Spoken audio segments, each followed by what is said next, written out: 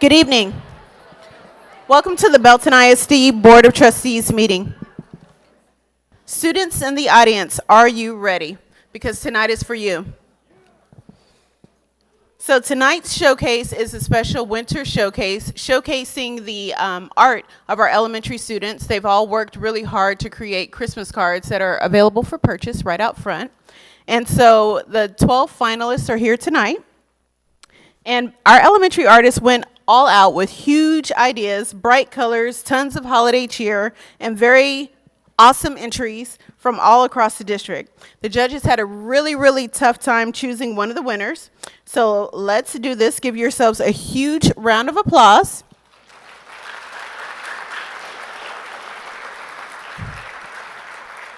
Okay, so this showcase is different from our others. It's interactive. You're welcome to come and check out the artwork that's on display here. And so welcome to our winter showcase.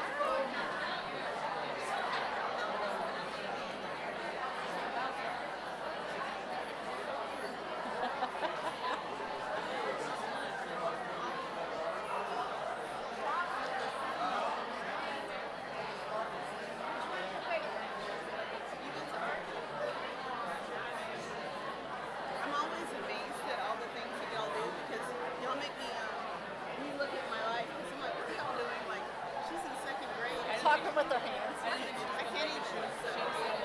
Yeah. Oh, did she? That's the bad thing about creators. My daughter was a creator, and I had to do some work around my house because of her creating all over the place, you know? How you doing? I'm doing all right. What about you? I'm good, thank you. Want me to greet you?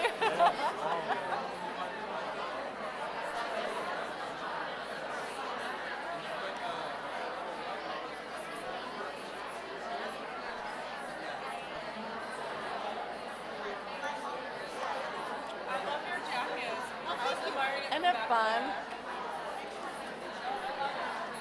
If y'all go stand behind her, I'll take a picture of y'all whenever they're done talking. Yeah.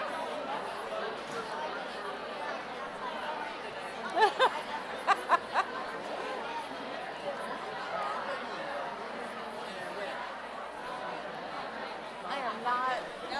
So feel free to. Make my way that way. Eventually, it's fine.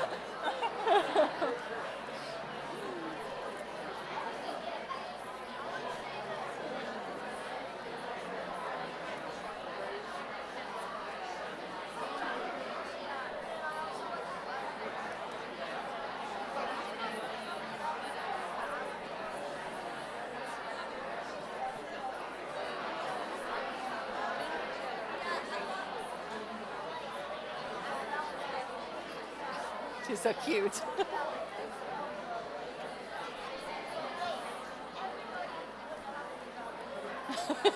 She's being so animated too.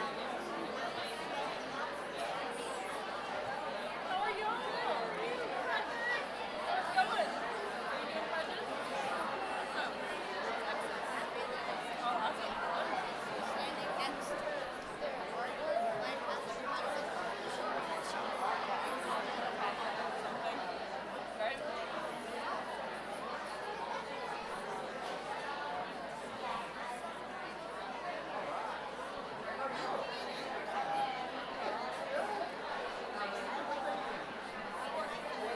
I got a picture of her just with there.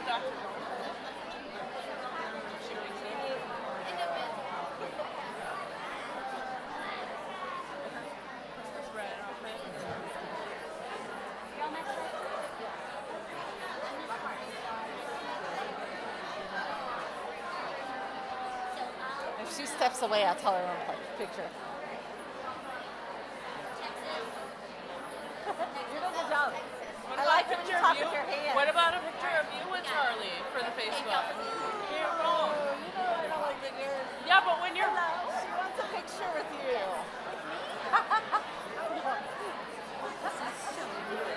So good.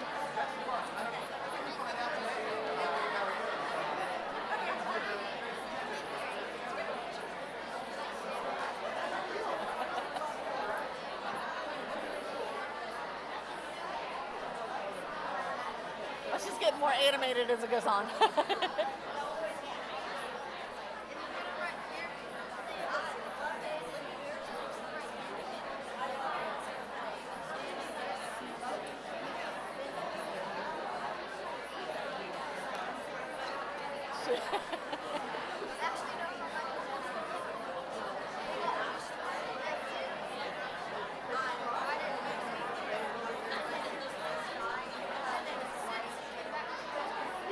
it's so cool. And then look, they gave us cards too. Oh, that you can go out. Like we're gonna have to frame one of them and put them on. They're gonna send you with that. Oh really? I bet. Stop.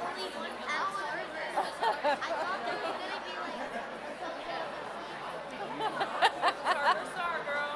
I am almost I positive. represent Starburst. We got 3 of our awesome students who represent. Did you see Breckin was here? Yeah, I didn't know who you were. I'm like, they're waving to me. Stranger danger. I'm like, who's that? And then I came over and I'm like, oh. And then I was like, wait, who's that again? And then I saw Brecken and I'm like, oh, that's Brecken. Then you got it. Yeah, I recognized you before I recognized you.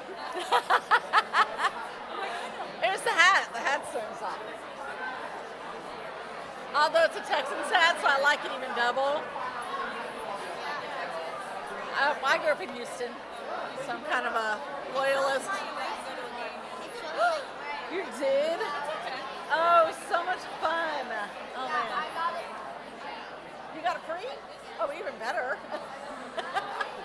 We took our son to a Texans game for Christmas, or it was his birthday, but it was Christmas time a couple years ago. Is that what you did? You can look right here. Yeah. I like it when they all yell, first down. You don't get to hear that on the TV.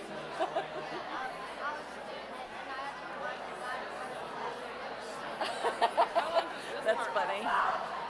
I'm sure just enough for them to go through and talk. Riley's got her choir concert at 7. So we're like, So they usually ask you to wait till recognition's over, but just slip out like, oh yeah, of course. just Yeah, go yeah. right away. We don't have to stay for the meeting. That's it. No, no. That would be a long time.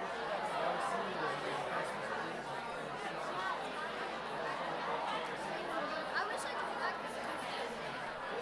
You wish what? I wish I could practice. Basketball.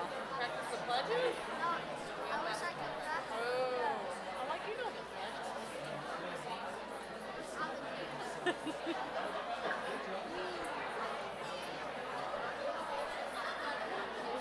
We went to Dallas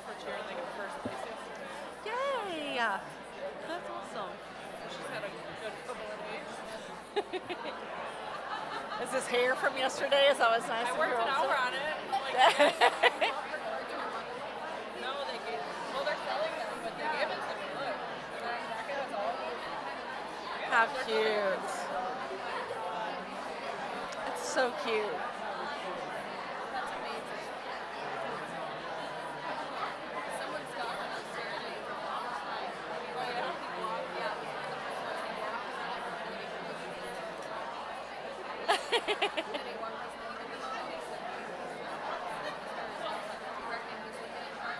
I didn't even know like she did. I didn't even know it was a thing. I guess Hannah just facilitated because I didn't either. I just got an email about it and I sent it to you. Yeah, that's what I found out.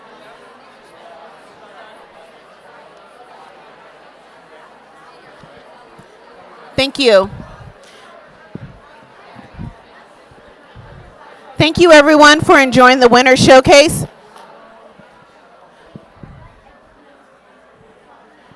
As a tiny token of our appreciation for your hard artwork, we'd like the artists to take these framed photos with you to keep for yourselves. Can we please get another round of applause for tonight's showcase?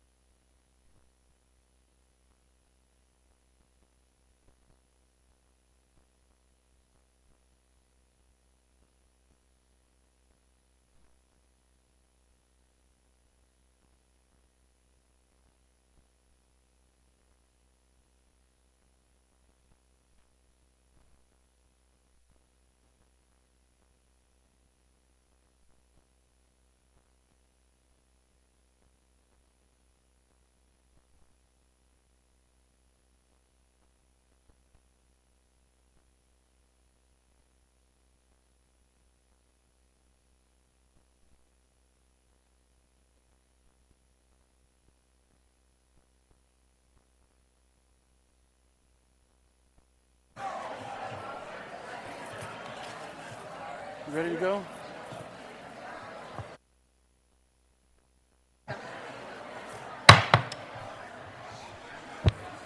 Good evening, everyone. Thank you for joining us this evening and for your interest in Belton ISD. I hope you've enjoyed the holiday card showcase. Let's give these kids a round of applause, if you will.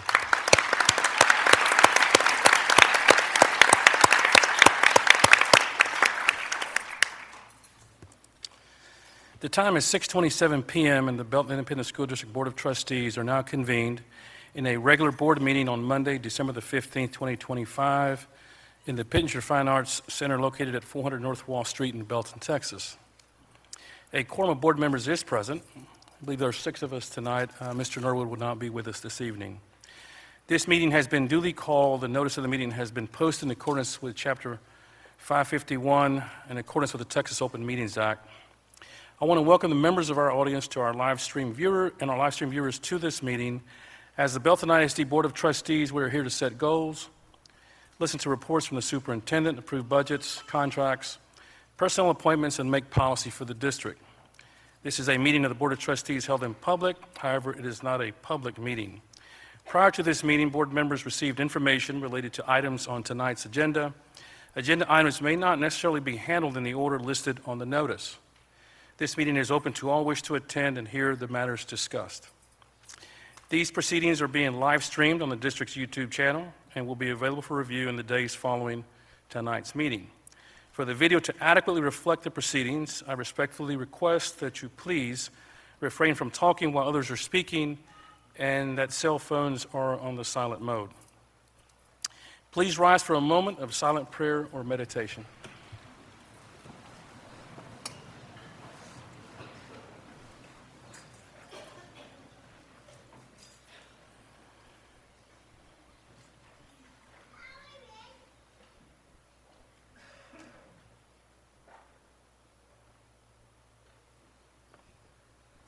Please remain standing as our students from Alice J. Carver Elementary School lead us in the Pledge of Allegiance and honors to the Texas flag.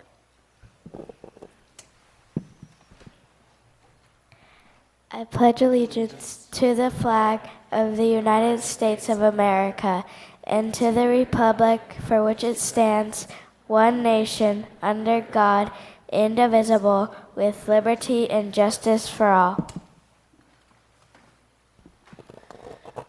Honor the Texas flag. I pledge allegiance to the Texas, one state, under God, one and indivisible. Please be seated.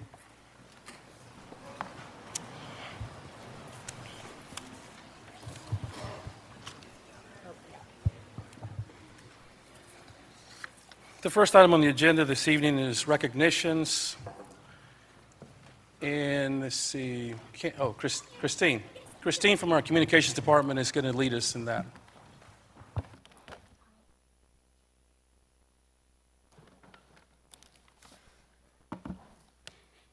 Good evening, everyone. First item to recognize this evening are our amazing students from Tarver Elementary who did our pledge tonight. You guys can go on to the front. We have 5th graders Brecken Crosley and Charlie Warwick from Tarver. Brecken says his favorite subject is math because he really enjoys problem solving and taking on challenging questions. His friends describe him as respectful, funny, smart, and kind, and as someone who is a good friend and shows empathy for others. And Charlie, her favorite subject is also math. She loves solving multiplication and division problems. When she's not in the classroom, she enjoys playing soccer. Her friends describe her as smart, funny, responsible, and kind. And thank you both for being here tonight to lead us in our pledges.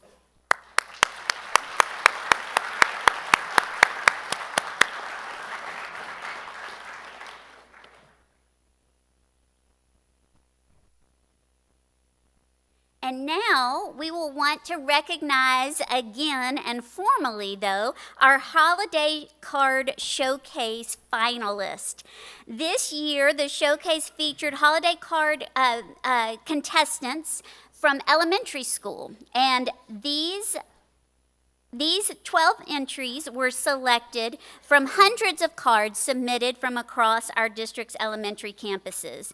And so our 12 finalists, we have from Charter Oak, we have Barbara and Evan, Hubbard Branch, we have Carly and Cassie, and Zaylin. From Tarver, we have Charlotte, Southwest, Denise, Liliana, and Selena, and Rosebud. And from Pirtle, we have Emily and Ellie. And you guys truly did an amazing job with the help of your art teachers. We have Candy Crocker-Dukic, Anna Bastinelli, Rachel Pond, Rebecca Hanna, and Kristen Bernstein. Congratulations.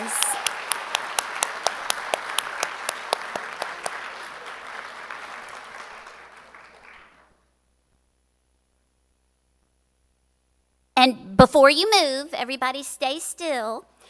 We had our staff vote on their favorite, the staff favorite from all of the 12 designs. And Zaylin, can you hold up your picture for me? Hold it up high. Zaylin's Cardinal was selected as the staff favorite.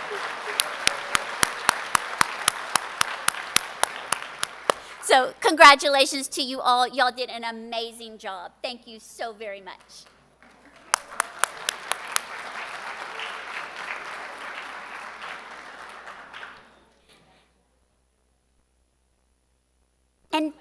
And tonight we are going to recognize a very special group of students who have never been recognized before at our board meeting, but we want to recognize our middle school students who have earned all region.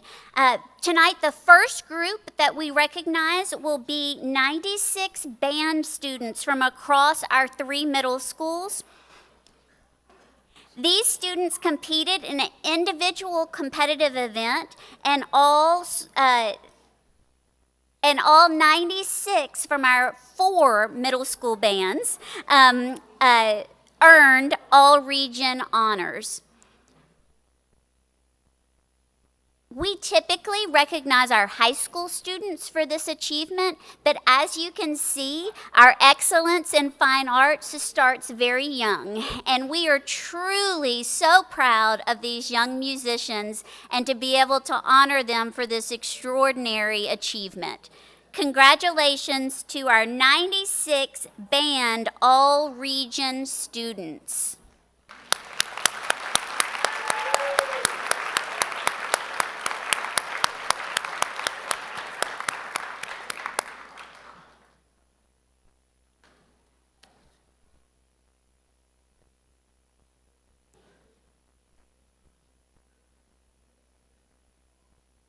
Yeah, perfect, perfect, perfect. Just bend your knees. Perfect, perfect.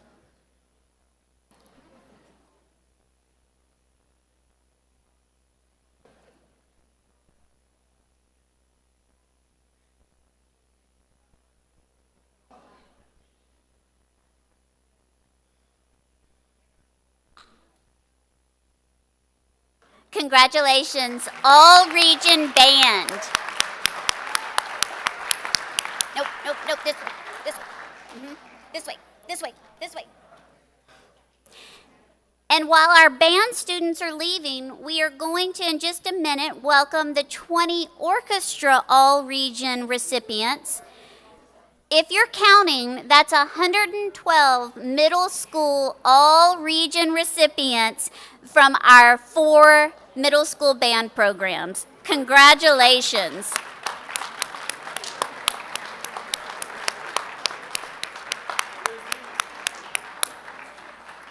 And again, this is an individual competition. These students are judged on their individual performance. And these are our 20 orchestra students from middle school that have achieved all region. And we want to say a special thank you to our middle school band and orchestra directors, Chris Pulley, Patrick Trahan, Dane Warman, Caitlin Pinheiro, Matthew Vide, Jordan Delant. I can't read, I'm sorry, Jordan. Mr. Arredondo, Chris Ross, Evan Simmons, Kevin Alejandro, and Alyssa Meyer. Thank you to our band and orchestra middle school directors.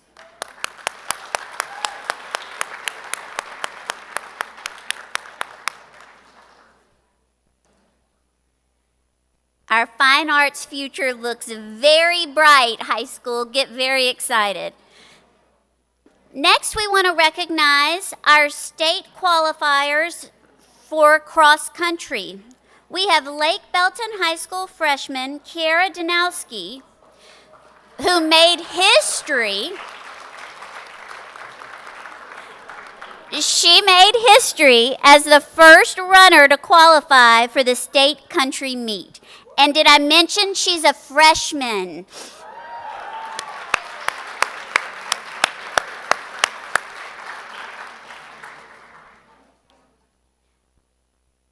Truly remarkable, Kiara, and thank you to your coach, Lisa Dehart.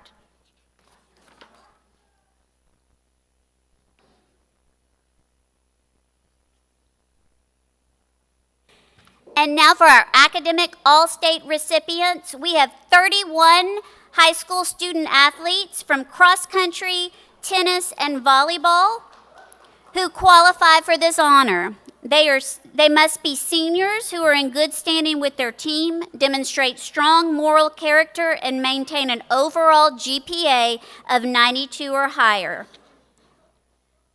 These incredible athletes, both on the field and court and in the classroom, are supported by incredible teachers and coaches. Their coaches include Holly Lamberti, Lisa Dehart, Corey Smith, Nikki Morgan, Haley Johnson, and Allison Waits. Congratulations to our academic all-state recipients.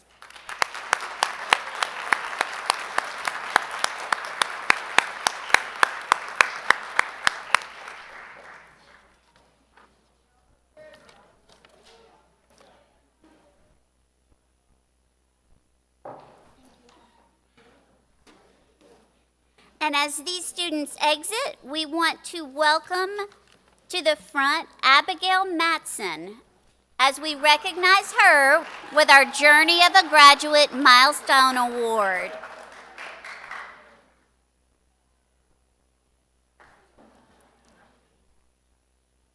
Abigail is an 8th grader at Belton Middle School, and she was nominated by tennis coach Karina Capron for her exceptional perseverance.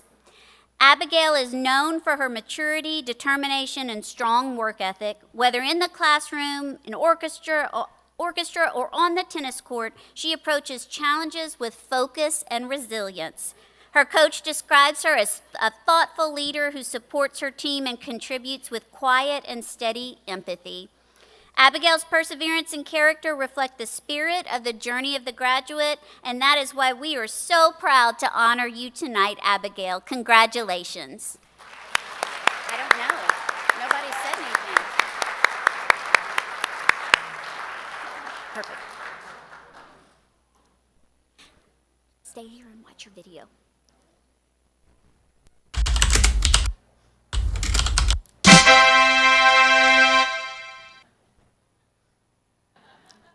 Abigail stood out to me with perseverance because we have a lot of conversations in the mornings on the tennis courts, and she will share her struggles with me, but also how she faces them and what she is going to do. She has never shied away from a struggle or a challenge, and she always meets them head on, and more often than not, will find a solution. No matter who you are, we all know that students kind of fall into categories, but Abigail crosses all them. So we have the sports-oriented kids, we have the really academic students. She can cross over all those different categories that students sort themselves into and can speak to all of those students. This year, one of my goals is I want to walk 2 miles every morning before tennis practice, and Abigail saw me out there one morning when her parents dropped off, and she asked me, what is it that you are doing? And I said, well, I am walking. So she changed her routine to coming in earlier than she really has to, and she walks with me. So, because she was like, well, I don't want you to be alone on the trail. To me, it just means really when you have perseverance, you just don't half step it. Like if you want to do something, at least see it through. And that was always a major rule for us in my house is if you're gonna start something, finish it. So it just if you want to start something, at least have the gut to finish it out and don't quit halfway. It's just, if you want to do something, do it. In high school and college and whatever I'm planning to do, it can help me a lot because perseverance is one of the main traits. Like if you want to do something and not giving up and having all those, like the mentality to actually want to do something, it can help me a lot past just, the sport I'm in and friends. It can get me through a lot more on like academically, and yes, it can help me in the sport, but it can help me past, like get through college and high school and classes every day. It'll help me with just getting there, knowing I have that.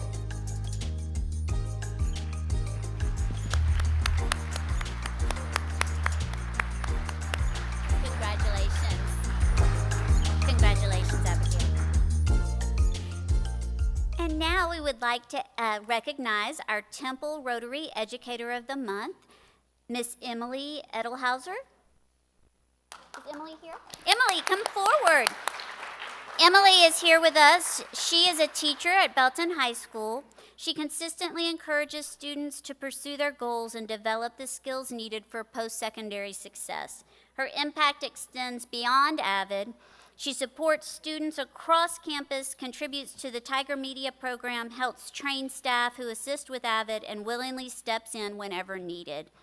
For this and so much more, we thank you, Abigail, and we're glad to recognize, Emily, and we're glad to recognize you tonight. Congratulations.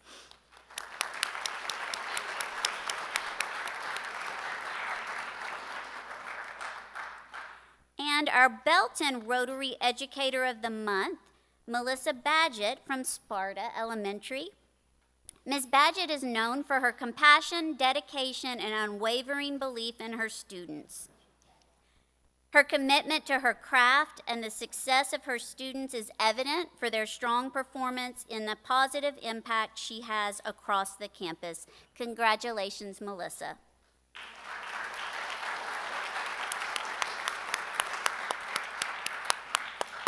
Congratulations.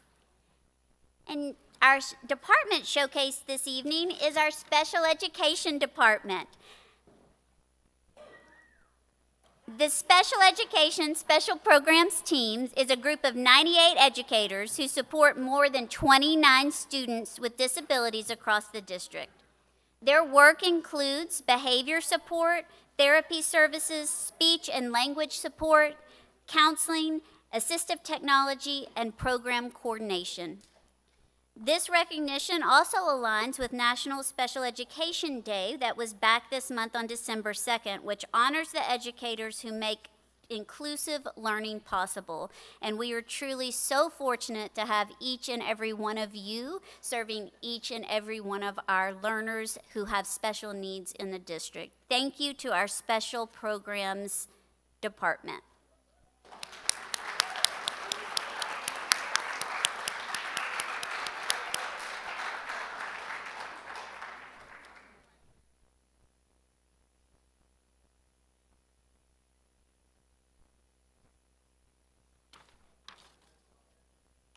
Thank you.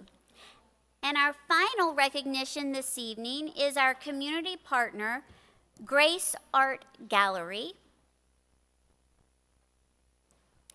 We're proud to recognize Grace Art Gallery as a valued community partner that provides meaningful opportunities for our students across the district, as well as our staff, to share their artistic talents.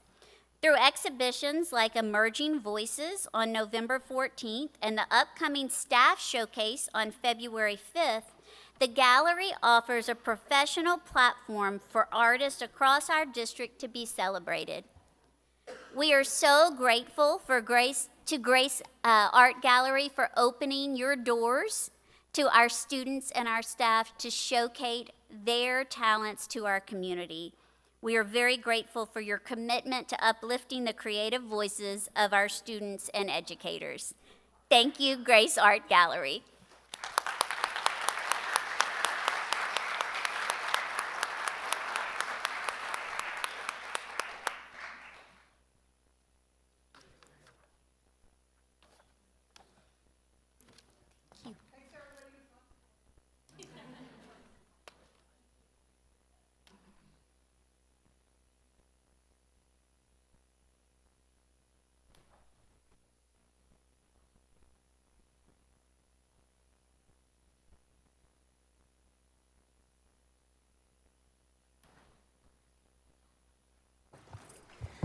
If you would join me just congratulating our incredibly talented students, the teachers and staff that work so hard to bring out the very best in our students. And to me, one of the greatest examples of community partnership, they have given up their space and time to allow us to show off our students' artwork and soon our staff's artwork. So please give everybody a round of applause.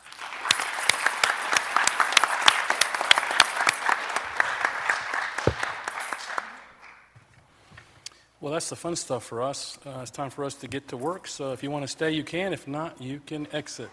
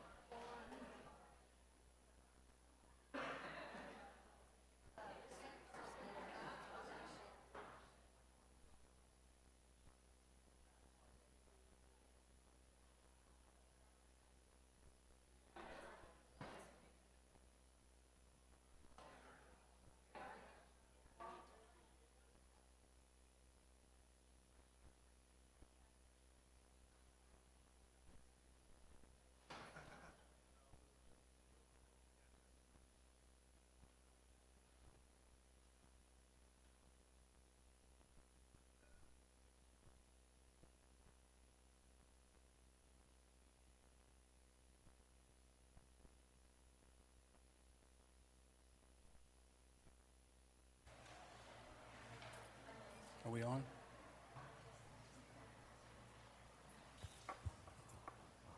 Are we live?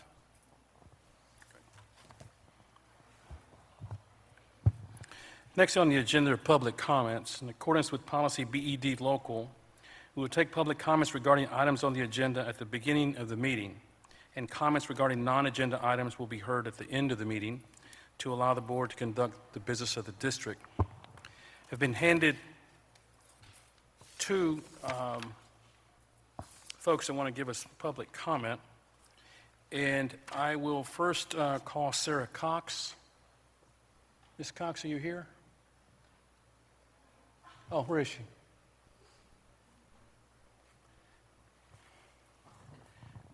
Ma'am, before you begin, let me read a couple of things into the record. All right? Okay. All right. I'm not going to cut into your time or anything. You're good.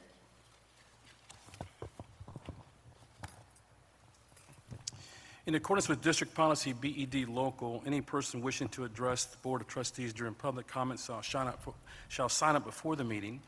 In order to comply with the Texas Open Meetings Act, the board may not respond to comments or otherwise discuss or act upon any issues that are not posted on the meeting agenda.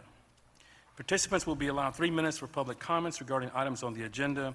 We have a timer on the screen that shows your allotted time, and a sound will occur at the conclusion.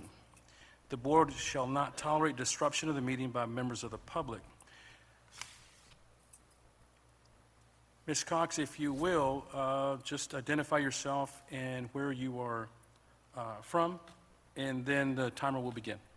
Okay. Hi, I'm Sarah Cox. I'm in Morgan's Point, so I'm a parent here in Belton ISD.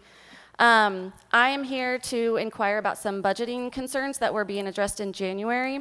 The board was discussing cutting staff, including librarians, and replacing them with paraprofessionals due to budget restrictions.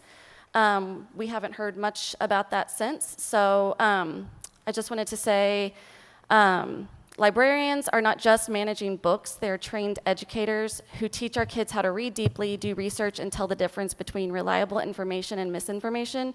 And those skills affect every student, every subject, and every grade level. While paraprofessionals are important, they are not trained or licensed to provide instruction. And for many students, the school library is their main access to books, technology, and academic support, so cutting librarians hurts the kids who already have the fewest resources the most. I understand that budget challenges are real, but cutting certified librarians means cutting into the quality of our children's education. So if that's something that you're considering still, I urge the board to protect librarian positions and look for solutions that don't harm student learning and make the community aware if you are considering cutting those positions, and if there's anything that the community can do to prevent that. So that's all I had. Thank you. Thank you, Ms. Cox. The second person is, I believe, Amy Longfield. Did I pronounce your last name correctly, ma'am? Okay. Just identify yourself, ma'am, where you're from, and the timer will begin. Thank you. Sure. I'm Amy Longfield. I'm from Belton, Texas, and my kids are both in Belton ISD. Go ahead, ma'am. Oh, sorry. I also am here tonight because about a year ago I attended a meeting that there was a little bit of talk about budget cuts for librarians, and I've heard, like Sarah said, that this topic is still kind of in flux, and that concerned me as a parent. My kids have been in Belton ISD since they were kindergartners, and they're in 4th and 6th grade now. Something we talk about in the ISD is having a world-class education for all children. Having been homeschooled as a person and having taught private schools, I never had the library collection that my children are exposed to every day at school. I think it's really important. It's something that sets us apart, especially as we see our kids carrying around computers, to have physical books in a special place outside of their classroom within the school. I think is super important. I know that we have a wonderful library in Belton. I know we have a wonderful library in Temple. Temple is adopting a $40 fee for non-Temple community members this next year. And so I will pay that, but I don't know that all families can afford to or will make that a priority, and I think it's really important that we have access to those books at our schools. It's important to support our teachers through our librarians, literacy help through all students. These are trusting and caring professionals. They have many hats. They have instruction. Many of them have been teachers, programming, coordination, collaboration with our educators, super important. I think it's important as a community that we not lose our way as we're looking at different flashy things that our kids can get involved in, and I get really excited about all the innovation that's happening in our district, but just remember, like, the building blocks, the foundational members of our communities, like our librarians. This is something that teaches kids responsibility, care. It shows them, you know, what I like, what I don't like, what level am I on, what's easy for me, what's hard for me. And again, our classroom teachers work so hard, but to have another professional who this is their specific duty is to care for our children in this way, through their reading and through their learning. So I appreciate your time as you continue to look at this matter, and I urge you not to cut this. This is something that sets our district apart from other schools as families are looking and making decisions. It's very important that we be able to offer this experience, just like we have a counselor, just like we have a nurse, just like we have a nutrition team. We have things that we offer that other schools may not, and this is something that's special. So thank you for your time. Thank you, ma'am. Okay, that brings us to our action items for this evening. Item 4A in particular, consider, discuss, and take appropriate action regarding adoption of the 2026-2027 academic calendar. Dr. Golden? Yes, so Gabby Nino, our Assistant Superintendent for Teaching and Learning, has led this process and has facilitated this with our DWIC committee, which is made up of teachers from across the district as well as community members. And so Gabby's going to quickly walk us through process and recommendation. Absolutely. So let's just start with the process that I, alongside our DWIC committee, have gone through this year to bring forward to you a recommendation for our 26-27 academic calendar. This all started with an input and feedback process. We surveyed our community and had over 790, well, we had 793 participants, so almost 800 people weigh in on our academic calendar through a feedback form. Our DWIC committee reviewed all of that feedback as well as parameters that we use that inform the construction of the calendar, including education code, including guidance from the education agency related to instructional minutes and time in instruction in order to make recommendations. We reviewed district calendars from around us. Many districts are in this process right now, so oftentimes you don't have what the districts are proposing. And so we look at historical calendars, but also Todd and I actually sat down at the table with surrounding districts to help plan together, because that's a priority in our community, that there's some alignment. And then we also review university calendars as well to work towards that alignment. So that DWIC committee, with the parameters and the survey input, designed multiple options for consideration for calendar for the 26-27 school year, and they came back to it multiple times, redesigning based on feedback and challenges that they faced. Ultimately, the design of calendar that is being brought forth to you today really prioritizes instruction first. There's a shift in this calendar to add additional instructional days, 2 instructional days for students, which is why we all exist, to provide that instruction. But on the feedback from all of our surveys, they also prioritized a balance in the calendar that would give time for natural breaks for students, families, and staff that included not only a break, but also time for planning and designing instructional experiences for students. So balance was considered, alignment was considered in this calendar, meaningful spacing of professional learning. One of the greatest challenges that we faced in our 25-26 calendar is that we reduced the amount of time at the very beginning of the school year for professional learning and teacher prep. And so in response to feedback, we added back a day at the beginning of the school year in response to feedback. And again, just working towards balance in the calendar for our staff.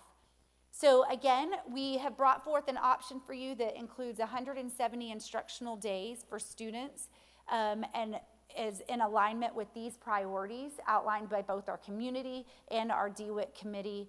This 2 final options were taken to campuses to weigh in and give their preference, and the final choice is the one that is in front of you today. It is our option 1 draft of calendar. So I want to answer any questions that you have about our priorities and calendaring as we move into the 26-27 school year.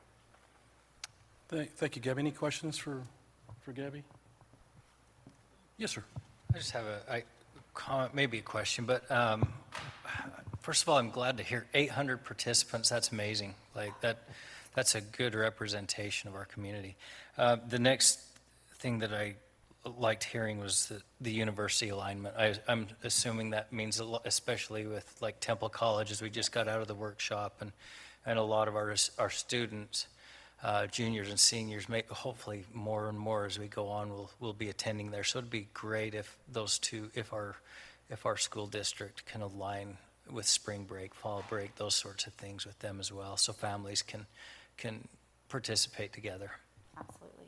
We also looked at other universities beyond Central, and so we do our best in alignment. It's not always perfect, but we've worked really hard to get as close as we can. Anyone else? No questions? Okay. All right, do we have a motion to adopt the 2026-2027 academic calendar as presented? All right, I got 2 hands over here. So Riley, number 1, number 2.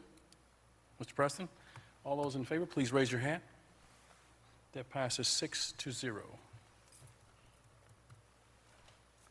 Okay, moving on to item 4B, consider, discuss, and take appropriate action regarding approval of new courses for the 2026-2027 school year. Dr. Golden? Yes, so Gabby is staying at the podium, so she also led this process and is here to bring 2 practicum courses to you this evening for consideration. Over time, when we are considering new courses to add into our selection for students, we consider, is this a need within our system? It might have some sort of requirement associated with it, or is it a want, just a desire to expand opportunities for students? Both of the courses that I'm bringing forth to you tonight meet both of those. So let's just start with the very first course that I'm going to ask for your approval on. It's the Practicum in Law, Public Safety, Corrections, and Security. In light of the conversation that we had in workshop, we want to have fully developed pathways for students. And in this pathway that we have fully built out, almost fully built out at New Tech High School, the practicum experience was missing. And so we have the courses planned out without the practicum experience. And so it's really just your permission to approve that. There will be no implications on specific costs related to that. We have the personnel in place for it, and we have the students. And so this is allowing them to finish their pathway. The other course that we ask for your permission to is really to honor, this is very much a need, but it's to honor experiences that students are already having. This is the extended practicum in health science. Many of our students, specifically who are doing ride-alongs in EMT, spend 60 hours in ride-alongs in a direct career work-based experience learning, and they do that beyond the school day, and they don't currently get credit for that. So by providing approval for this course in our catalog, we can honor the experiences that students are already having, potentially expand them, and give credit for the experiences that they have that'll extend into higher level course credit, specifically in health sciences and our ENT students. So those are the 2 courses that we are asking for your permission tonight on. This is a unique situation where our students are already accessing these experiences except for the practicum, but are already in the pathway. So what it would look like from here is that we will provide communication following your approval to our campuses, including the families who are engaging in these classes or experiences, that the courses have been adopted. We will add them to our course catalog and advising practices. And then when our counselors are working alongside our students, or also our CTE instructors specifically, they will be able to support students in course selection for the coming school year. And so with that, I want to answer any questions that you all have. Any questions for Ms. Nino? I just think, I just want to confirm what I heard, right? So there's no cost implication, right? So there's no additional cost due to either one of these programs, and we're really doing this to honor and be able to recognize and give credit for the work that the students are already doing, right? And to some extent, what our staff is already supporting. So like from my standpoint, I think this is a no-brainer. I will say there's potential positive cost, because currently, in particular with our students who are engaging in the extended practicum, that also, we do generate CTE funding for that, and so there's potential positive costs. That's great. Anyone else? Okay. Do you have a motion to approve the new courses for the 2026-2027 school year as presented? Mr. Floor 1, Mr. Bozon 2. All those in favor, please raise your hand. Passes 6-0.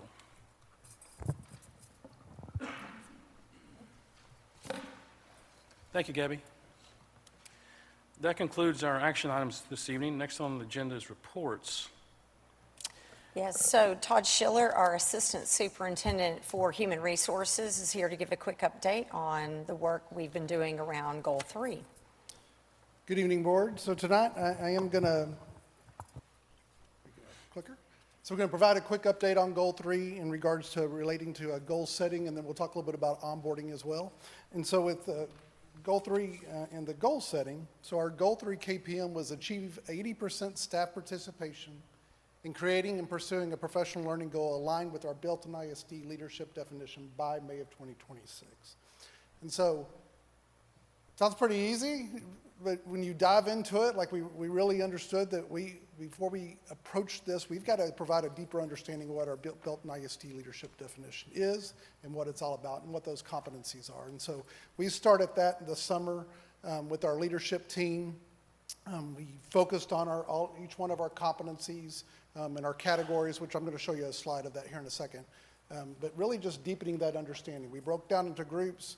Our cabinet members took a particular category. Dr. Morgan and I had like building culture, and we really dove in to those competencies surrounding building culture.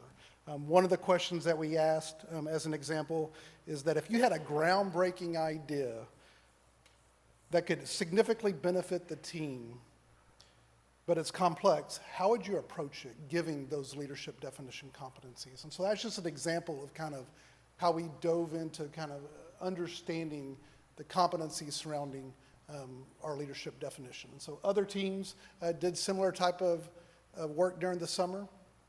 So once we did that, we also communicated our expectations for what we wanted to see in goal settings throughout the course of the year. And we asked our leadership team to take the examples that we provided during the retreat, take that back to the campuses and have similar types of learning as well, and be able to communicate that expectation of creating professional learning goals that align with our leadership definition competencies.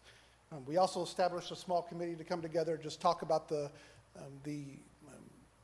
evaluation goal setting document, kind of what that would look like and what we want to be able to get out of it for future use as well. And then be able to provide communication to all staff regarding those goal setting expectations. Even though the leadership team went out and had conversations with their employees regarding goals and those competencies, we also communicated from the Human Resources Office too about what those expectations were through district-wide communications. And then we also are aligning professional learning in all of our sessions to our competencies throughout the year. So you'll see agendas within our leadership team meetings, and each one of our agenda items is tied to a leadership definition competency as well as our goals. So just as a reminder, this leadership definition competencies that you see on the slide deck right now. So there's a lot of work that went into this. There's a group of individuals that came together to create these competencies. It was all part of a Holdsworth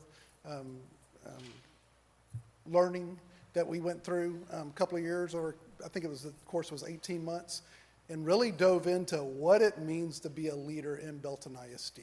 And so the groups came together, lots of chart paper and information flying around about what it really means to be a leader in Belton ISD. And so those are the competencies that rose to the top, just a reminder for that. And so it's not just leaders in Belton ISD, because every employee is considered to be a leader in Belton ISD. Whether you're serving in an administrative role or a custodian or school nutrition employee, we want all of our employees to exhibit these types of competencies.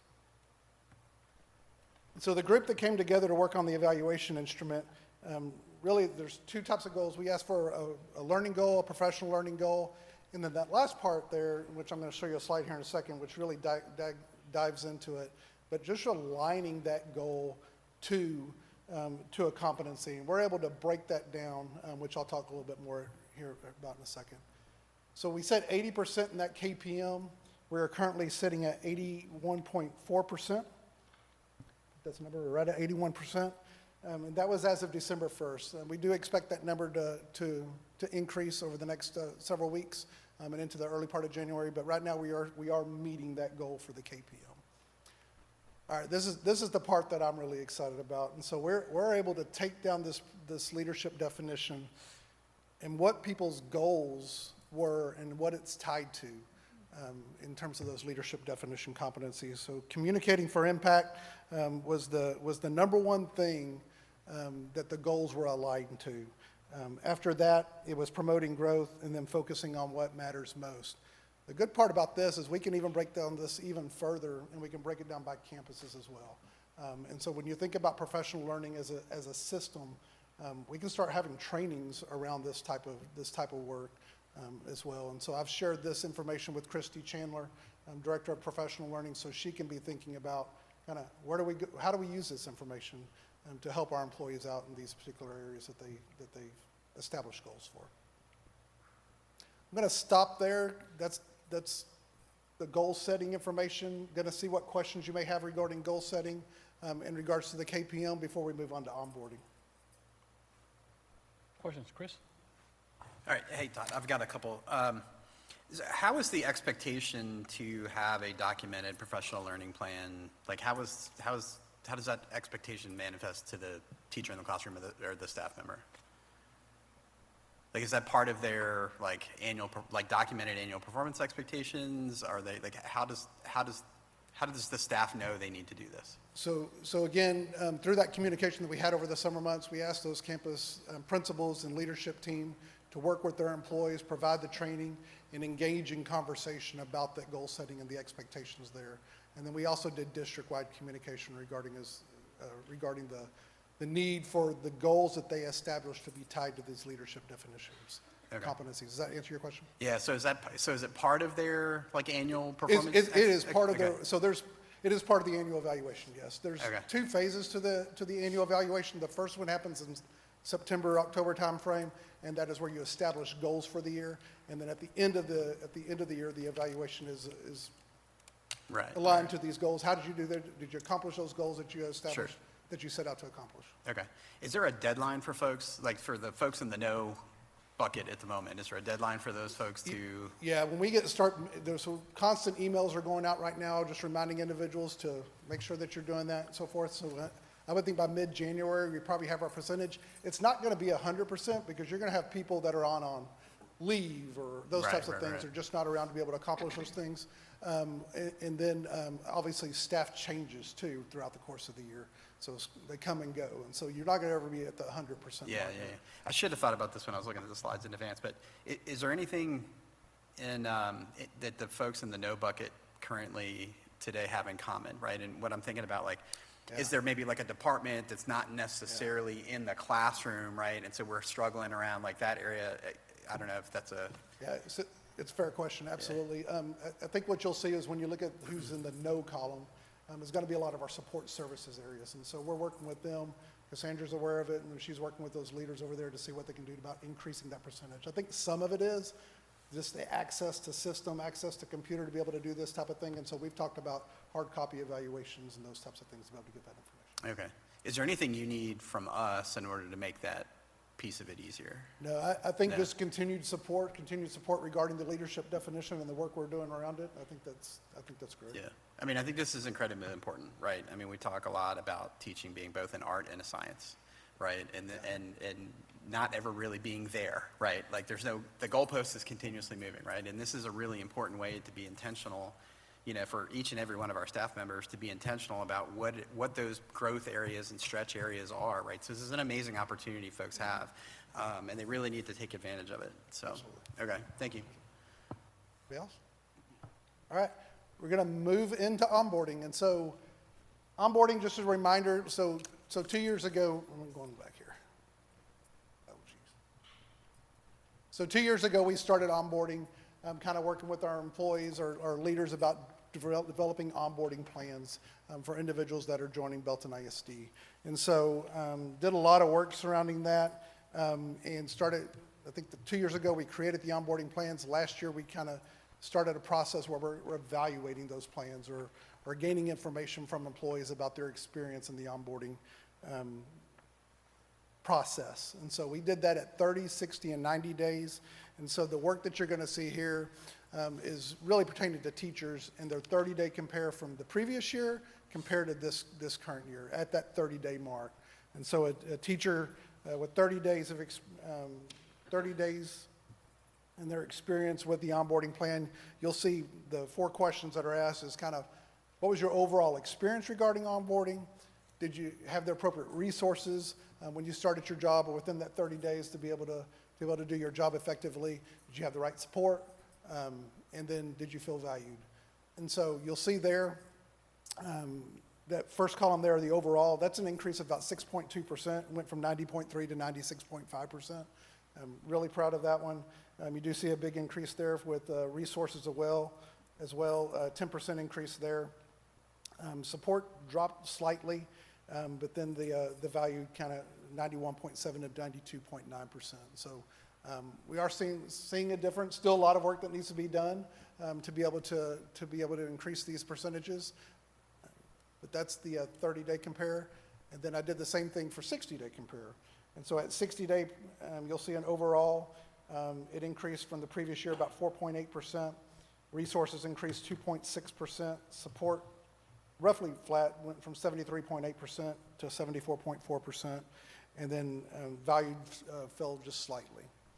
But again, that overall experience is continuing to increase compared to where it was last year at these marks. This represents, we've had probably 120, I think, individuals that received this survey, and we're getting about a 30% on average return rate in the survey participation each time we send this out. And we send this information out every month. And so if you're hired in October, you're going to get one for 30 days in November. And so you'll see it all throughout the course of the year. We also do a 90 days, and we're gathering all that information right now, and then we do an end-of-the-year comparison as well. So on the feedback, a couple of things that we're looking at. One, just highlight campus support and mentorship was outstanding. We had a lot of positive feedback regarding campus support and just the mentorship of the staff helping people grow into their new positions.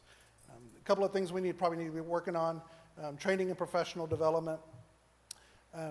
It's kind of weird, like 2 years ago, we heard there was too much time at the beginning of the year. A year ago, and now here this year, we're hearing there's not enough time at the beginning of the year. So the calendar that Gabby asked y'all for approval of tonight has a little bit more time at that beginning of the year. And so that'll accomplish some of those things. Some of it's like skyward training, things of that nature that we still need to grow in. Another thing that I think stands out in that is probably need to focus on late starts a little bit better too, because somebody who's missing that first 7 days or so before the start of the school year is missing some valuable training. So how do we work with them to be able to get them the information they need to be able to be successful? Then workload and work-life balance. Some of the comments we had was, in regards to grading, planning, meeting, and paperwork, just being cognizant of what the expectations are, what we're asking them to do, the training that's being provided, and just some latitude, flexibility in terms of implementing that information to them over time. So, any questions regarding onboarding? Todd, I have one. I hope this didn't put you on the spot too much, but you talk about the positive feedback about mentorship and campus support. What specifically are you hearing? So, all teachers are assigned a mentor, and I think that's specifically with teachers. I think that's really helped. I think that to have somebody that walks them through the day-to-day classroom management, those types of things, I think is specifically what we're seeing in comments in regards to that. And just the support from the administrative team on the campuses as well. There was a lot of comments regarding administration. We'll get to it later, but campus visits earlier this week at schools, I mean, that was certainly something I heard at both campuses, just the amount of support from the administration on campus and then up on the administrative level for the district to just teachers saying that they feel it. One was a first-year teacher, I think at Lake Belton Middle, just saying she didn't expect this kind of support, and another one I think was a new teacher to this district and felt the same, so that's great to hear. That's awesome. I have a quick question. Can you circle back on on the feedback, the 30, 60, 90 days, you mentioned that only about 30% of the people that are doing these surveys, why so low? Is there any incentive for them? Because, I mean, I would imagine the more feedback you get, the more you can better plan and intervene and just better serve them. But why such a low turnout in so we're looking into that. I don't know specifically why they're not responding. We send all the information through email and track we don't track the individual. This is all anonymous, but we try to track kind of the percentages of it. Things we've talked about is, do we need to change this up a little bit?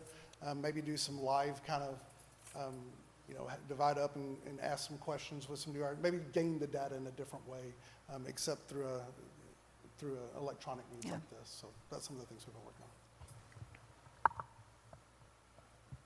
Can I pull the thread Absolutely, a little bit? Yeah, so So 30% is actually not a bad turnout, just from like in the corporate space, right? So the number actually is maybe a little bit higher than you might expect in like a corporate environment. So that didn't sound too bad to me, right? You always want to have more feedback, right? But the number, just human behavior is kind of right on. One of the things that we do though in the corporate space is we do two-stage this, right? So we do have a face-to-face conversation, right? Followed up by the anonymous survey, right? And so it sounds like that's something that you're looking at doing. When I looked at the 30-day and the 60-day, that's also not uncommon to see, just from like a change management theory standpoint, right? Like not uncommon to see like a little dip, right? 30 days, everybody's still like, let's go. 60 days is like, oh my gosh, it's really set in. What have I gotten myself into, right? And the reality's set in a little bit. And so I would expect that as we go on, like that to actually kind of come back up. So that's also somewhat normal too. So I've been, again, happy to hear the sort of improvement areas that you've got so far. So thank you. Thank you. Aaron, do you have a question? Okay. Yeah, okay. Okay, just a quick comment, just as a reminder. So Todd and I found ourselves at a conference, and we were asked to attend. We were the only educators in the entire conference there. It was all business, corporate, and the whole focus was on onboarding and just the importance, no matter the industry, in as we're bringing new team members into our organizations. And so this was a key progress measure a couple of years ago, and it doesn't stop just because it's no longer a key progress measure, and we want to ingrain it deeply into this is just the way we do business. And so really appreciate Todd and his leadership for this, and really listening in listening sessions. And so the fact that we are hearing better feedback on mentoring, teacher mentoring, super important, because that was a common thread we were hearing across the system when we do listening sessions. And so I just want to say thank you to Todd for ensuring this is the way we do business and not just a 1 year for a key progress measure. We really want it to be just the way we do business in Belton, because we want people to come here and we want people to stay and be a part of the team. So thank you, Todd. Thank you. Hey, Todd, I do have a question. I just entered my mind here a few minutes ago, and I don't know if it's proper for this particular discussion or not, but we got the leadership discussion that you gave us, and then you talked about the 30, 60, 90 onboarding. When do you come back to us again? I don't remember now on the onboarding reports. So we'll do I think we do a mid-year check-in in January. We should have the 90-day information by that time. Okay. And then I know we do an end-of-the-year assessment Right. as well regarding that. With these two issues that you presented to us today, how does that help you guys in human resources as it relates to teacher retention? Yeah, I think people that have great experiences, I think you'll see the results of increased retention, no doubt about it. When people feel supported and they feel valued and they feel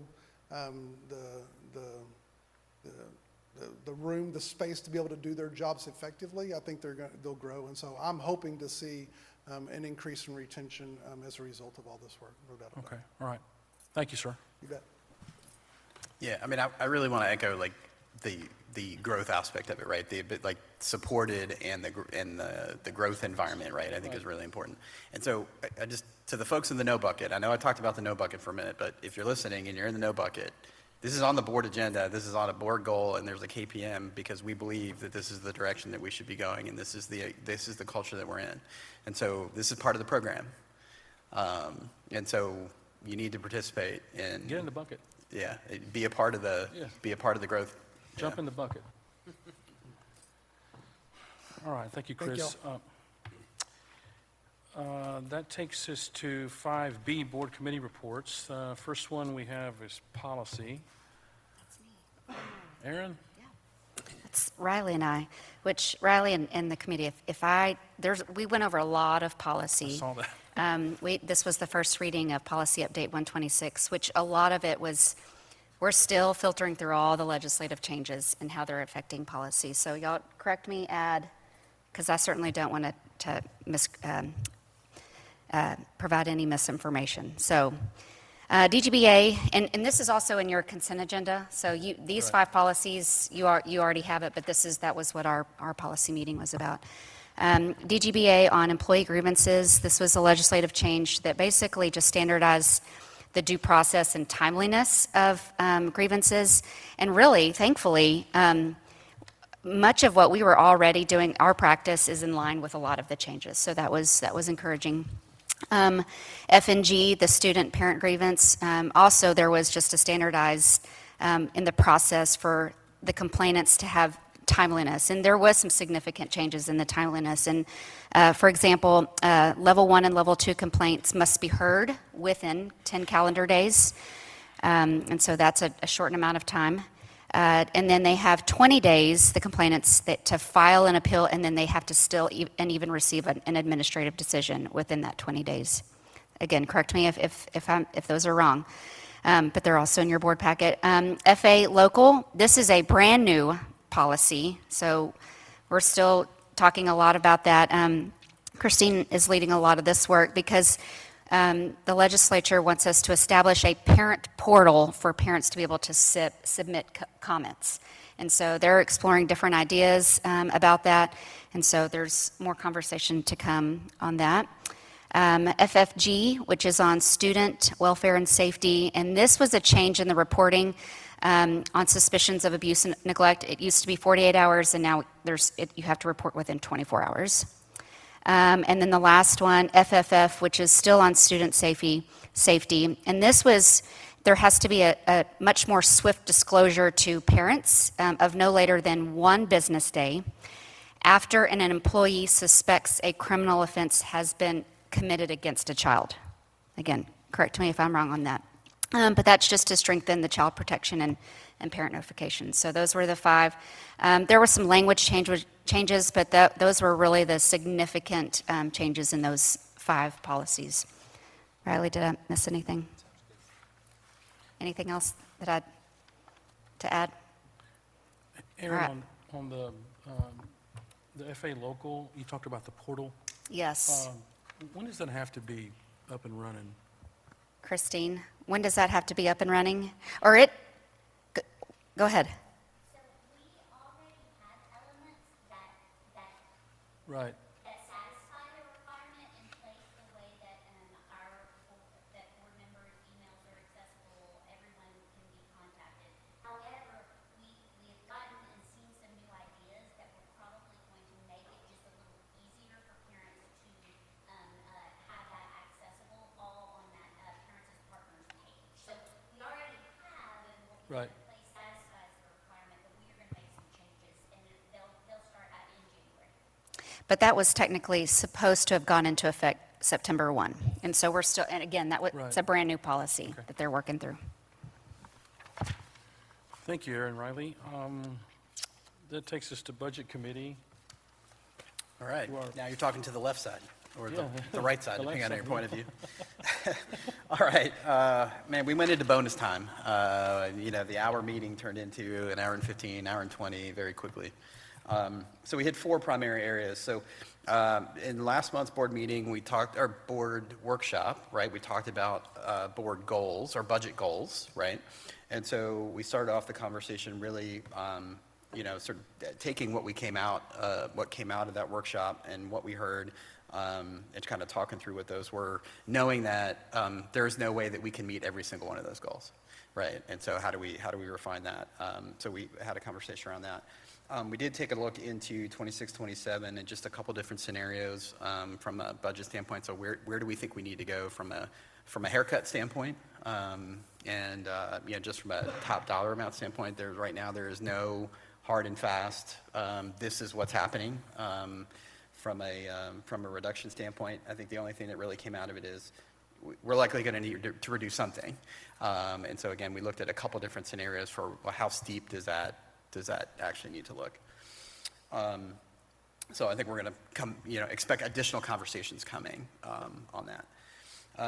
We then took a look at the reimbursement resolution that we talked about passed a couple months ago around some of our athletic facilities, just kind of based on the way that Prop B turned out. really put the brakes on and stopped some of the work that was going on in that space. So, nothing really more to share on that one. I think everything's on hold until we figure out how do we move forward. We did take a look at Prop C, right, the technology piece of it, and we looked at a couple of different options for that we have to actually issue the bonds that go with that, and what some of the initial pros and cons might be for that. No decision has been made on the date around that. And then we took a look at the existing debt that we've got, and always looking to find ways to save money for the taxpayers. And so there are a couple issues that are out there that could be refinanced to save the taxpayers money. So we started looking at that, and like we have done in years past, we have refinanced some of the debt and saved millions of dollars. So there's not a target that we can set out there at this point, but know that conversation is underway to see if there's ways that we can save money for everybody. So, thank you, Chris. Did I miss everything? Anything? No? Okay. It's a good haircut report. Oh, well, it's never a good report when it comes to that, but yes. I understand. Thank you, Chris. Dr. Golden, superintendent's report. Facilities. Oh, facilities, I'm sorry. Jeff's not here tonight, so I'm filling in as the junior member. But just two pieces, really, reimbursement resolution that Chris had touched on already about, we've already made decisions on moving forward on the lights at Tiger Field. And then we talked through options on the turf, really just options about the future. And then the other main piece that we discussed was closing out Delta program facility, which we're really, really close. So we're really, really to the very near end of closing out all the 2022 bond projects. Including Delta? Yes. Yeah. Okay. Thank you, sir. Dr. Golden, you're up to bat. Right. Yes. So a couple of highlights I'd like to share since we met last. As you know, I will tell the month's story through mainly images, but wanted to start with this one because really entrenched in the vision that came out of the voices of our community, our staff, our students, is what you see before you. But this really highlights on that enrich their communities piece. The way we help support our students as they go pre-K through 12th grade is we give them experiences in which they give back to the community so that as they graduate and leave us, those will be habits that they will hopefully continue in this community or whichever community they land. And so we start with our earliest learners. These are our amazing Beck students. They helped hand out blankets at one of our nursing homes in the local area. Our students had a great time. Our seniors had an amazing time, and it was fun to watch them give out these amazing blankets to community members. To continue that, you'll see lots of evidence of that continuing. I'm going to start with Pirtle Elementary School. So Pirtle students made winter villages to help decorate tables at HEB's Feast of Sharing event that happened December the 4th. Our Pirtle third graders hosted their wax museum where they're learning about history and then bringing that history to life for their peers to enjoy, but also their parents, and many of us got to go in and see that. Not sure if you had a chance to go, but Sparta, there's no place like Nome, was hilarious. They did an amazing job. I had a great time at this event. The students did a fantastic job just sharing holiday cheer for their families and our community. We also have students that participated in the Belton Lions Peace Poster Contest. And so we have our first, second, and third place students here, all sixth graders from across our system, so super proud of our students. We also had, on the bottom left, I know it's hard to see that, but we are incredibly blessed to have a partnership with Baylor Scott and White. This is called Dare to Dream, and they came in and they support our students at Southwest Elementary School. And then finally, Hubbard Harmony Hawks Honor Choir. So they went to Belton Retirement Home and were able to share their incredible voices and talents with some members of our community that live in that retirement home. And it's not just for our students. While we create those conditions for our students, our adults give back across our system. And these are just some of the images of our district's leadership team, our campus leaders who went to Helping Hands. Helping Hands helps so many in our community. At one point in time, they were serving around 130 families. They are up to over 800 families. And so our leadership team went and helped stock the pantries, helped get bags for weekend meals, and we even had a few tree decorators to brighten the Helping Hands lobby. And so I'm just really proud of our administrators for spending the time to support our incredible community partners who support our community. And then finally, just so proud of our Belton Education Foundation. We have so many people that give of their time. They have full-time jobs, yet they volunteer, they fundraise. And these are just some of the examples on the top row of the teacher grants that we were able to give out last week. We gave grants out all across the district to teachers who wrote inspiring grants for innovative practices. This is to seed innovation across the district, and so just a huge shout out to our Belton Education Foundation board and all those that give so much and so generously to support our teachers. And then finally, you see some familiar faces. So thank you to our board. Throughout the semester, you have participated in campus visits, getting into teachers' classrooms, talking to students. And so our recent visits were to Chisholm Trail and South Belton Middle School. And just thank y'all so much for taking the time to really get in classrooms and see the incredible work of our teachers in action and our students in action. And then finally, Delta got to volunteer at Belton Police Department. And so we were at the cabinet team was at the Delta program today. They were in the kitchen practicing their culinary skills, and a few of us got to partake in a few cookies that they made. And so just really proud of our Delta program and our adults who serve in that program and our young adults who are in that program. And they work so hard to give back to the community, and they volunteer for our police department. And with that, that's just a high-level recap since the last time we met. Any questions for Dr. Golden? You know, we're coming up on the end of the year. Dr. Golden, I want to thank you for everything that you've done. I know it's been a tough semester, and you're just everywhere. So I appreciate your hard work. Thank you. And I also appreciate your administrative staff, the hard work that they've done. So thank you for hanging in there. Okay, that takes us to board highlights. I was on vacation last week. I didn't get to go to the campus visit, so I'm looking forward to hearing about that. And anything else you guys want to share? Who wants to? There we go. The night after the last board meeting, I got to go to the New Tech Academic Awards ceremony right here in this room. And Dr. Golden, you were here, and it was, man, there's a lot of kids who are really achieving really, really highly at all of our schools. But just the pride, I think, in the parents who were there at those, and I think a lot of us have been to those different ceremonies, but it was really, really neat. Got to go to the first soccer game of the year. I think it's still an exhibition part of the season. Teams are looking good, a lot stronger than they were last year for sure, a lot more rigor, I think, from the coaches. Special night last week was at Belton High School for the basketball game. A lot of people know about Marcus Wilson, a very beloved member of the staff there at Belton High. It was a packed house, and the student section was crazy. It was awesome, and they're calling for Marcus's name through a lot of the game, and it was a big win for the high school. BEF Prize Patrol on Tuesday, just one of the best days of the year. I know Aaron and Brandon got to go to, and that was just really, really amazing to see. All of our teachers are working so hard out there in the classroom.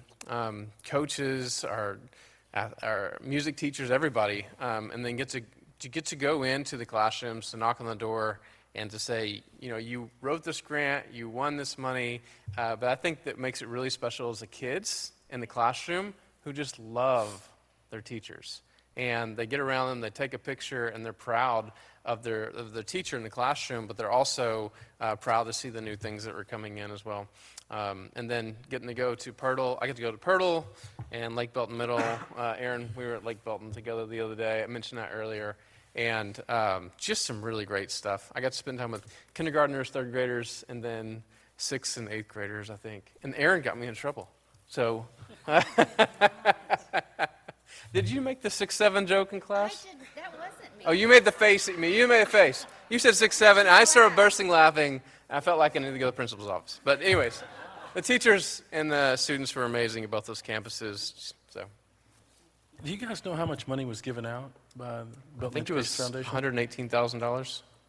118,000. Okay. Just for teachers. The teacher grants and whatnot. Because I saw Michael Carrillo. Did I see that correctly? You got a check for like 10 grand. He did get a big check. He was a big check. Wow. Yeah.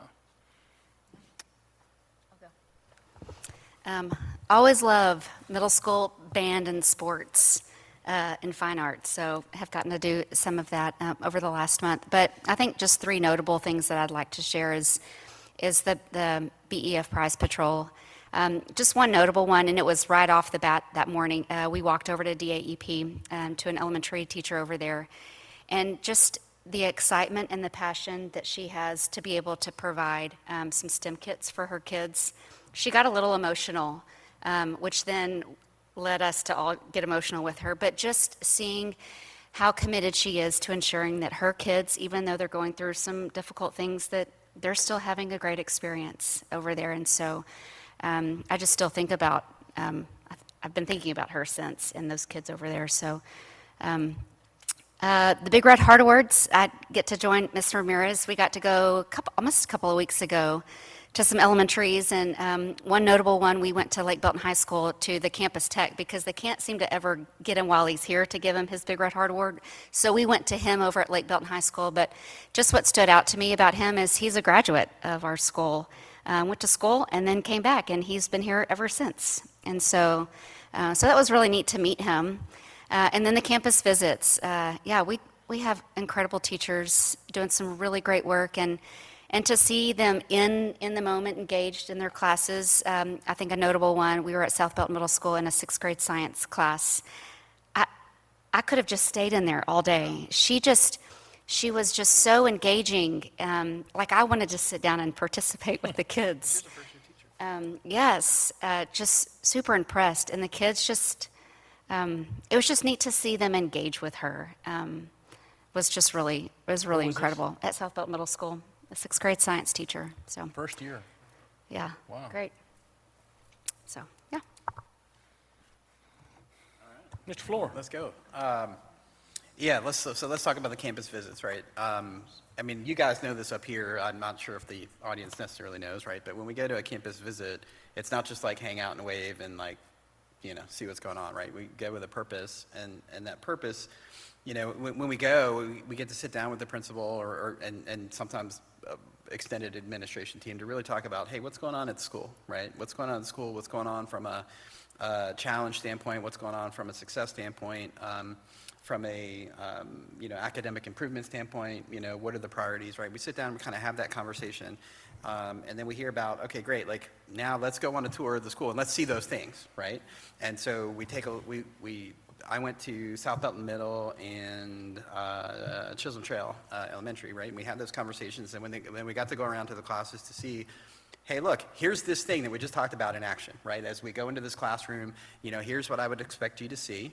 As we come out of the classroom, it's, hey, okay, what we talked about, seeing, did you see it? If you didn't see it, like this is the feedback that, is going to go back to the teacher on how we kind of do that, right? And so it's the improvement in action, right? When we go see that. And I don't think people understand like that's actually what we do when we go there, to really see that.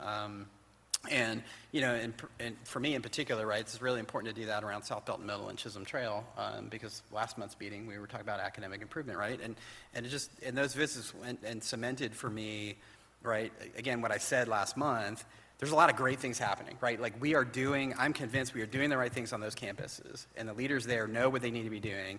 Now what it is keep the foot on the pedal and, keep everybody energized, make sure everybody's on board, and let's go, and we can do it. The indications from those two campuses were, hey, we're actually moving it in the right direction, right? And we're going the direction we want to go. And so I always get super energized on those visits, and so those were two amazing experiences. Had an interesting experience kind of surfing Facebook, right? I made the mistake of looking at Belton City Watch. And, one of the comments there was, what's wrong with Belton ISD? How come there's no holiday programs? Like, I'm not sure where this person was under a rock or not, but like I've been to probably, 8 holiday programs just in the last 2 weeks alone. Probably over the last 3 weeks, it's probably been closer to 10 or 12 at the middle school level and at the high school level.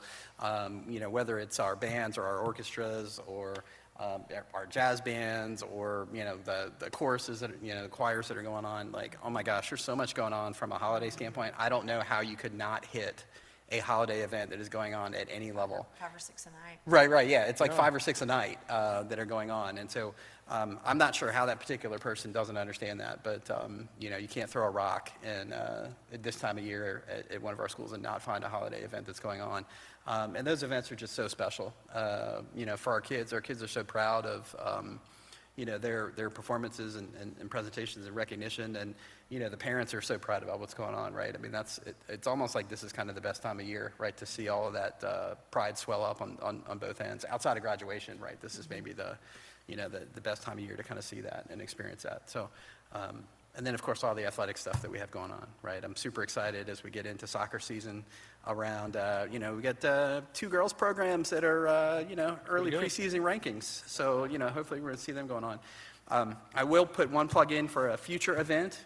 I'm missing an event right now with my own kid, but there's an event coming up on Thursday it's being hosted at Lake Belton High School, but it's for all of the middle schools and high schools for the band and low brass, so tuba and euphonium. It's called Tuba Christmas, right? So if you've never seen Tuba Christmas, it's like the craziest concert you're going to go to, right?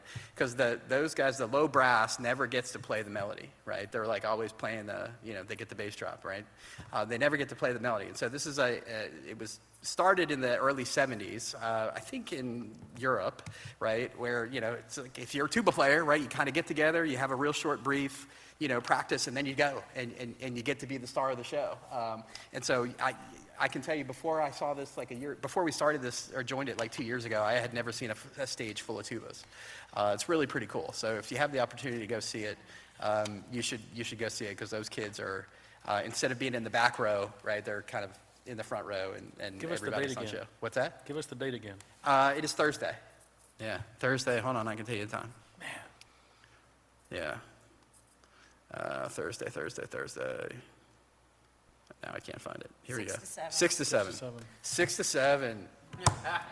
Oh, no. You started it. No, it was Aaron. You started it. For the record, yeah, it but was that's Aaron. a great opportunity. So if you haven't heard of any of the holiday programs that are going on and are aching for one to go to, There's Tuba one there. Christmas is a great one to go to. So just saying. Hey, Chris, you made a good point. When we go visit campuses, we're not just going there to smile and wave. And we do always meet with the principals. And what I think is really important is what we see here in the board meetings from presentations with Gabby, Ben, and Denise and their team working with the principals. You see the vertical alignment. You see that on paper. You talk about it throughout the year. And then we talk with the principals. They say what they're supposed to be on task for that day for whatever that class we're going into. And you go into class and you see it. And you know that that's going to be the case at every single school, maybe give or take one day, depending on some things that might happen. But overall, all of our students throughout the district are learning the same thing. They're on task and on the right schedule to make sure they're learning the right things. So it's a pretty cool thing to see that vertical alignment. Anyone else? Yes, sir. Yeah, just wanted to quickly cover, I also got to go on the BEF Prize Patrol, and I've had the privilege to serve on that board for several years now. And the teacher grants, just so we know, that's not money that goes, it does have the teacher's name on it, but it does not go to the teacher as like a bonus. It goes to fund innovative teaching strategies, whether it's a STEM kit or certain curriculum that's desired, and they apply for it. You probably saw one of the big checks is campus level down to teacher level, grade level. So there's all sorts of stuff in between. So just want to say thank you to all the teachers that applied for those, and it's awesome to see their passion and them coming up with new and innovative things to bring to their classroom. And then also thanks to all the members of the community that support BEF, whether they're directly donating to the teacher grant program or just coming to the events or giving general donations. All of that parts of that find its way into the teacher grant program. So certainly appreciate all the support. Thank you, Brandon. Anyone else? All right, that concludes tonight's reports. That takes us to the consent agenda. Would anyone wish to pull an item for discussion? Okay, you have a motion to approve the consent agenda as presented. Mr. Flora? Mr. Preston? All those in favor, please raise your hand. That passes 6-0. We don't have any comments on non-agenda items, which takes us to our closed session. Item 8. Time is 7:52 p.m. and the board will now go into closed session for A, student disciplinary matter, Texas Government Code Section 551.082, B, personnel, Texas Government Code Section 551.074, and C, consultation with attorney, Texas Government Code Section 551.071.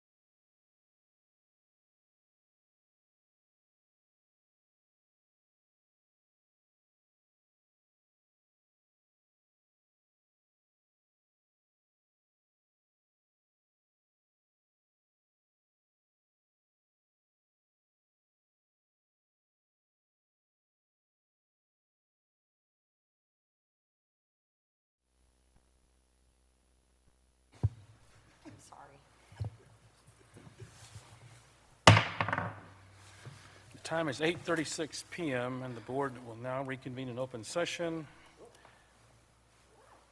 All action items, reports, consent items for this meeting have been addressed. There being no further business, this meeting is adjourned at 8:36 p.m.